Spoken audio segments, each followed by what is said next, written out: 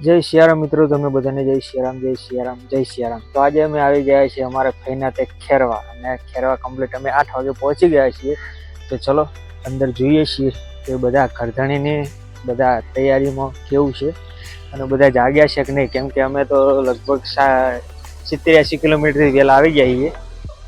આ અમારા જે મેન ઘરધણી ખરા ને એ જો હજુ તો ઉઠ્યા નહીં, અને 7:30 વાગે કે લગન લખી દેવાનો। આ જો અમારા હરેશભાઈ પૂજા કરતા હોય, શું કરે છે મજા? અમારા હરેશભાઈ પૂજા કરી રહ્યા છે। ભોણાભાઈ નાયા વગર ના ફરે છે। મોટી ભોણી છે અમારા ભાઈ ની, આ મોટી ભોણી છે।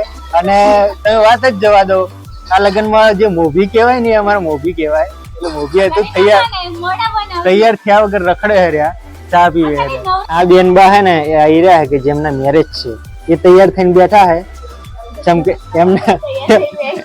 એમના વગર નાઈ નહીં લે હવે નાયા વગર ની બેઠી હે। વાગી ગયા હે 8 ને 10, તો હજુ આને રણાગત છે ને જોનાવા તણાવ ના કરતી।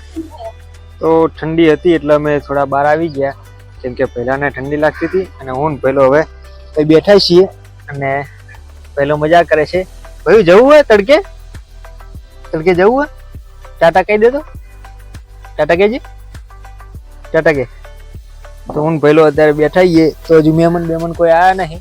ઘરધણી બધા નાવા ધોવામાં પડ્યા છે, તો લગભગ 9-9:30 આસપાસ વાગી જાય લગન લખતા। તો ચલો તમને આગળ બતાવીએ, ત્યાં સુધી હું અને ભાઈઓ મજા કરીએ છીએ। ટાટા કહી દે ભાઈઓ, ટાટા। હા ગંદા તો હશે,